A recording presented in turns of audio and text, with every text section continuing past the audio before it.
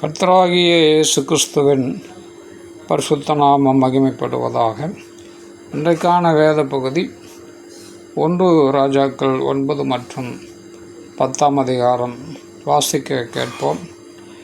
இந்த வேத வாக்கியங்களை வாசிக்கிறவனும் கேட்கிறவர்களும் அதன்படி கை கொண்டு நடக்கிறவர்களும் பாக்கியவான்கள். வாசிப்போம். சாலமோன் கர்த்தருடைய ஆலயத்தையும் ராஜ அரண்மனையும் தான் செய்ய வேண்டும் என்று விரும்பின எல்லாவற்றையும் கட்டி முடித்த பின்பு கர்த்தர் கிபியோனிலே சாலமோனுக்கு தரிசனமானது போல இரண்டாம் தரமும் அவனுக்கு தரிசனமானார். கர்த்தர் அவனை நோக்கி, நீ என் சமூகத்தில் செய்த உன் விண்ணப்பத்தையும் உன் வேண்டுதலையும் கேட்டேன். நீ கட்டின அந்த ஆலயத்தில் என் நாமம் என்றைக்கும் விளங்கத்தக்கதாக அதை பரிசுத்தமாக்கினேன். என் கண்களும் என் இருதயமும் என்னாலும் அங்கே இருக்கும். நான் உனக்கு கட்டளையிட்ட எல்லாவற்றையும் நீ செய்து என் கட்டளைகளையும் என் நியாயங்களையும் கைக்கொள்ளும்படிக்கு என் சமூகத்தில் மன உத்தமமும் செம்மையுமாய் உன் தகப்பனாகிய தாவீது நடந்தது போல நடப்பாயானால் இஸ்ரவேலின் சிங்காசனத்தின் மேல் உட்காரும் புருஷன் உனக்கு இல்லாமற் போவதில்லை என்று உன் தகப்பனாகிய தாவீதோடு நான் சொன்னபடியே இஸ்ரவேலின் மேலுள்ள உன் ராஜ்யபாரத்தின் சிங்காசனத்தை என்றைக்கும் நிலைக்க பண்ணுவேன். நீங்களும் உங்கள் பிள்ளைகளும் என்னை விட்டு பின்வாங்கி நான் உங்களுக்கு முன்வைத்த என் கற்பனைகளையும் என் கட்டளைகளையும் கை கொள்ளாமற் போய் வேறு தேவர்களை சேவித்து அவைகளை பணிந்து கொள்வீர்களாகில் நான் இஸ்ரவேலுக்கு கொடுத்த தேசத்தில் அவர்களை வைக்காதபடிக்கு நிர்மூலமாக்கி என் நாமம் விளங்க நான் பரிசுத்தமாக்கின இந்த ஆலயத்தை என் சமூகத்தை விட்டு தள்ளுவேன். அப்பொழுது இஸ்ரவேல் சகல ஜனங்களுக்குள்ளும் பழமொழியாகவும் வசை சொல்லாகவும் இருப்பார்கள்.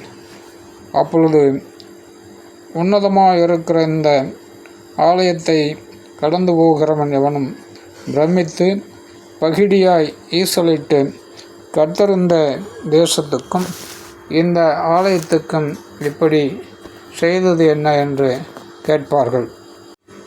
அதற்கு அவர்கள் தங்கள் பிதாக்களை எகிப்து தேசத்திலிருந்து புறப்பட பண்ணின தங்கள் தேவனாகிய கர்த்தரை விட்டு வேறே தேவர்களை பற்றி கொண்டு அவர்களை நமஸ்கரித்து சேவித்தபடினால் கர்த்தர் இந்த தீங்கையெல்லாம் அவர்கள் மேல் வரப்பண்ணினார் என்று சொல்லுவார்கள் என்றார். சாலமோன் கர்த்தருடைய ஆலயமும் ராஜ அரண்மனையுமாகிய 2 மாளிகைகளையும் கட்டி நிறைவேற்றுகிற 20ஆம் வருஷ முடிவில் தன்னுடைய விருப்பத்தின்படியெல்லாம் தனக்கு கேதுரு மரங்களையும் தேவதாரு விருட்சங்களையும் பொன்னையும் கொடுத்து வந்த தீருவின் ராஜாவாகிய ஈராமுக்கு ராஜாவாகிய சாலமோன் கலிலேயா நாட்டிலுள்ள 20 பட்டணங்களை கொடுத்தான். ஈராம் தனக்கு சாலமோன் கொடுத்த பட்டணங்களை பார்க்கிறதற்கு தீருவிலிருந்து புறப்பட்டு வந்தான். அவைகளில் அவன் பிரியப்படவில்லை. அதனாலே அவன், என் சகோதரனே, நீர் எனக்கு கொடுத்த இந்த பட்டணங்கள் என்ன பட்டணங்கள் என்றான். அவைகளுக்கு என்னால் மட்டும் வழங்கி வருகிறபடி காபுல் நாடு என்று பெயரிட்டான். ஈராம் ராஜாவுக்கு 120 தாலந்து பொன் அனுப்பியிருந்தான். பிடித்த அமைஞ்ச ஆட்களை கொண்டு சாலமோன் ராஜா தான் கர்த்தருடைய ஆலயத்தையும் தன் அரண்மனையும் மில்லோவையும் எருசலேமின் மதிலையும் ஆத்சோரையும் மெகிதோவையும் கேசேரையும் கட்டினான். கேசேரை ஏன் கட்டினான் என்றால், எகிப்தின் ராஜாவாகிய பார்வோன் புறப்பட்டு வந்து அந்த கேசேர் பட்டணத்தை பிடித்து அதை அக்கினியால் சுட்டரித்து அதில் குடியிருந்த கானானியரை கொன்று போட்டு அதை சாலமோனின் மனைவியாகிய தன் குமாரத்திக்கு சீதனமாக கொடுத்திருந்தான். சாலமோன் அந்த கேசேர் பட்டணத்தையும் கீழ் பெத்தரோனையும் பாலாத்தையும் வனாந்தர வெளியில் உள்ள தத்மோரையும் தனக்கு இருக்கிற ரஸ்துக்களை வைக்கும் சகல பட்டணங்களையும், ரதங்கள் இருக்கும் பட்டணங்களையும், குதிரை வீரர் இருக்கும் பட்டணங்களையும், எருசலேமிலும் லீபனோனிலும் தான் அரசாண்ட தேசமெங்கும் தனக்கு இஷ்டமானதை எல்லாம் கட்டினான்.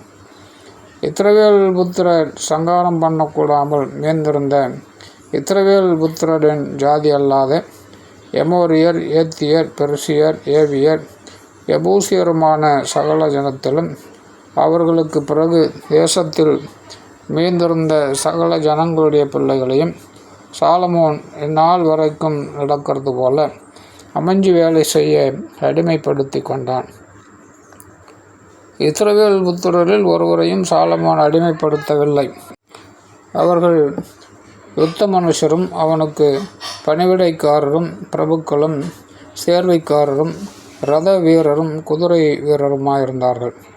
550 பேர் சாலமோனின் வேலையை விசாரித்து வேலையாட்களை கண்காணிக்கிறதற்கு தலைமையான விசாரிப்புக்காரராய் இருந்தார்கள். பார்வோனின் குமாரத்தி தாவீதின் நகரத்திலிருந்து சாலமோன் தனக்கு கட்டின தன் மாளிகையிலே குடிவந்தாள். அப்பொழுது மில்லோவை கட்டினான். சாலமோன் கர்த்தரின் ஆலயத்தை முடித்த பின்பு அவருக்கு கட்டின பலிபீடத்தின் மேல் வருஷத்தில் 3 முறை சர்வாங்க தகன பலிகளையும் சமாதான பலிகளையும் விட்டு கர்த்தரின் சந்நிதியில் இருக்கிற பலிபீடத்தின் மேல் தூபங்காட்டி வந்தான். ராஜாவாகிய சாலமோன் ஏதோம் தேசத்தில் சிவந்த சமுத்திரக்கரையில் ஏலோத்துக்கு சமீபத்தில் உள்ள எசியோன் கேபேரில் கப்பல்களை செய்வித்தான். அந்த கப்பல்களில் ஈராம் சமுத்திர யாத்திரையில் பழகின கப்பலாட்களாகிய தன் வேலைக்காரரை சாலமோனுடைய வேலைக்காரரோடு கூட அனுப்பினான். அவர்கள் ஒப்பீருக்கு போய் அவ்விடத்தில் இருந்து 460 தாலந்து பொன்னை ராஜாவாகிய சாலமோனிடத்தில் கொண்டு வந்தார்கள். ஆமென். 10ஆம் அதிகாரம். கர்த்தருடைய நாமத்தை குறித்து சாலமோனுக்கு உண்டாயிருந்த கீர்த்தி சேபாவின் ராஜஸ்திரிக்கு கேள்வியான போது அவள் விடுகதைகளினால் அவனை சோதிக்கிறதற்காக மிகுந்த பரிவாரத்தோடும் கந்தவர்க்கங்களையும் மிகுதியான பொன்னையும் இரத்தினங்களையும் சுமக்கிற ஒட்டகங்களோடும் எருசலேமுக்கு வந்தாள். அவள் சாலமோனிடத்தில் வந்தபோது தன் மனதில் இருந்த எல்லாவற்றையும் குறித்து அவனிடத்தில் சம்பாஷித்தாள். அப்பொழுது சாலமோன் அவள் கேட்டவைகளை எல்லாம் விடுவித்தான். அவளுக்கு விடுவிக்கக்கூடாதபடிக்கு ஒன்றாகிலும் ராஜாவுக்கு மறைபொருளாக இருக்கவில்லை. சேபாவின் ராஜஸ்திரி சாலமோனுடைய சகல ஞானத்தையும், அவன் கட்டின அரமனையையும், அவன் பந்தியின் போஜன பதார்த்தங்களையும், அவன் ஊழியக்காரரின் வீடுகளையும், அவன் உத்தியோகஸ்தரின் வரிசையையும், அவர்கள் வஸ்திரங்களையும், அவனுடைய பானபாத்திரக்காரரையும், அவன் கர்த்தருடைய ஆலயத்துக்குள் பிரவேசிக்கும் நடை மண்டபத்தையும் கண்டபோது அவள் ஆச்சரியத்தால் பிரமை கொண்டு ராஜாவை நோக்கி, உம்முடைய வர்த்தமானங்களையும் உம்முடைய ஞானத்தையும் குறித்து நான் என் தேசத்தில் கேட்ட செய்தி மெய்யாயிற்று. நான் வந்து அதை என் கண்களால் காண மட்டும் அந்த வார்த்தைகளை நான் நம்பவில்லை. இவைகளில் பாதியாய்களும் எனக்கு அறிவிக்கப்படவில்லை என்று காண்கிறேன். நான் கேள்விப்பட்ட பிரஸ்தாபத்தை பார்க்கலும் உம்முடைய ஞானமும் செல்வமும் அதிகமாயிருக்கிறது. உம்முடைய ஜனங்கள் பாக்கியவான்கள். எப்போதும் உமக்கு முன்பாக நின்று உம்முடைய ஞானத்தை கேட்கிற உம்முடைய ஊழியக்காரரும் பாக்கியவான்கள். உம்மை இஸ்ரவேலின் சிங்காசனத்தின் மேல் வைக்க உம்மேல் பிரியம் கொண்ட உம்முடைய தேவனாகிய கர்த்தர் ஸ்தோத்தரிக்கப்படுவாராக.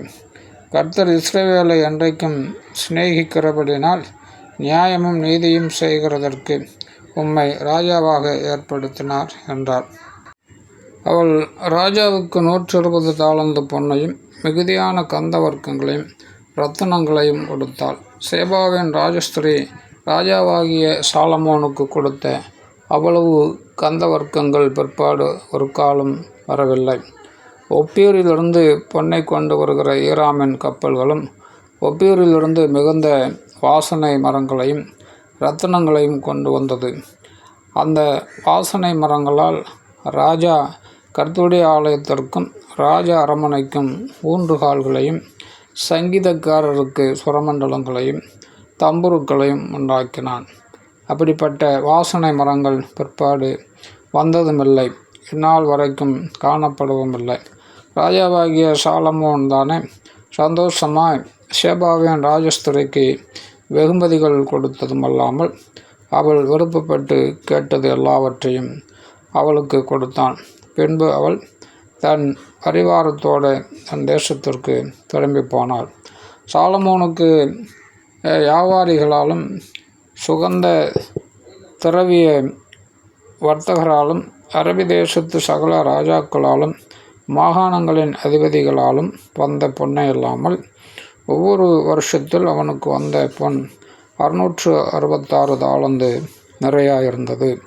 சாலமோன் ராஜா அடித்த பொன் தகட்டால் 200 பரிசைகளை செய்வித்தான். ஒவ்வொரு பரிசைக்கு 600 சேக்கல் நிறை பொன் சென்றது. அடித்த பொன் தகட்டால் 300 கேடகங்களையும் செய்வித்தான். ஒவ்வொரு கேடகத்திற்கு 3 ராத்தல் பொன் சென்றது. அவைகளை ராஜா லீபனோன் வனம் என்னும் மாளிகையில் வைத்தான். ராஜா தந்தத்தினால் பெரிய ஒரு சிங்காசனத்தை செய்வித்து அதை பசும்பொன் தகட்டால் மூடினான். அந்த சிங்காசனத்திற்கு 6 படிகள் இருந்தது. சிங்காசனத்தின் தலைப்பு பின்னாக வளைவாயிருந்தது. உட்காரும் இடத்திற்கு இருபுறமும் கை சாய்மான்கள் இருந்தது. 2 சிங்கங்கள் கை சாமான்கள் அருகே நின்றது. 6 படிகளின் மேலும் 2 பக்கத்திலும் 12 சிங்கங்கள் நின்றது. எந்த ராஜ்யத்திலும் இப்படி பண்ணப்படவில்லை. ராஜாவாகிய சாலமோனுக்கு இருந்த பானபாத்திரங்கள் எல்லாம் பொன்னும், லீபனோன் வனம் என்கிற மாளிகையின் பனிமுட்டுகள் எல்லாம் பசும்பொன்னுமாய் இருந்தது. ஒன்றும் வெள்ளியினால் செய்யப்படவில்லை. சாலமோனின் நாட்களில் வெள்ளி ஒரு பொருளாய் எண்ணப்படவில்லை. ராஜாவுக்கு சமுத்திரத்தில் ஈராமின் கப்பல்களோடு தர்ஷீஷின் கப்பல்களும் இருந்தது. தர்ஷீஷின் கப்பல்கள் 3 வருஷத்துக்கு ஒரு தரம் பொன்னையும் வெள்ளியையும் யானை தந்தங்களையும் குரங்குகளையும் மயில்களையும் கொண்டு வரும். பூமியின் சகல ராஜாக்களை பார்க்கலும் ராஜாவாகிய சாலமோன் ஐஸ்வர்யத்திலும் ஞானத்திலும் சிறந்தவனாயிருந்தான். சாலமோனின் இருதயத்தில் தேவன் அருளிய ஞானத்தை கேட்கிறதற்காக சகல தேசத்தாரும் அவன் முகதரிசனத்தை தேடினார்கள். வருஷம் அவரவர் தங்கள் காணிக்கையாகிய வெள்ளி பாத்திரங்களையும் பொற்பாத்திரங்களையும் வஸ்திரங்களையும் ஆயுதங்களையும் கந்தவர்க்கங்களையும் குதிரைகளையும் கோவேறு கழுதைகளையும் கொண்டு வருவார்கள். சாலமோன் ரதங்களையும் குதிரை வீரரையும் சேர்த்தான். அவனுக்கு 1400 ரதங்கள் இருந்தது. 12000 குதிரை வீரரும் இருந்தார்கள். அவைகளை ரதங்கள் வைக்கும் பட்டணங்களிலும் அவர்களை எருசலேமில் தன்னிடத்திலும் வைத்திருந்தான். எருசலேமில் ராஜா வெள்ளியை கற்கள் போலவும் கேதுரு மரங்களை பள்ளத்தாக்குகளின் இருக்கும் காட்டத்தி மரங்கள் போலவும் அதிகமாக்கினான். சாலமோன் தனக்கு குதிரைகளையும் புடவைகளையும் எகிப்திலிருந்து அழைப்பித்தான். ராஜாவின் வர்த்தகர்கள் புடவைகளை ஒப்பந்த விலைக்கரைத்திற்கு வாங்கினார்கள். எகிப்திலிருந்து வந்த ஒவ்வொரு ரதத்தின் விலை 600 வெள்ளிக்காசும் ஒவ்வொரு குதிரையின் விலை 150 வெள்ளிக்காசுமாயிருந்தது. இந்த பிரகாரம் ஏத்தியரின் ராஜாக்கள் எல்லாருக்கும் சீரியரின் ராஜாக்களுக்கும் அவர்கள் மூலமாய் கொண்டு வரப்பட்டது. ஆமேன்.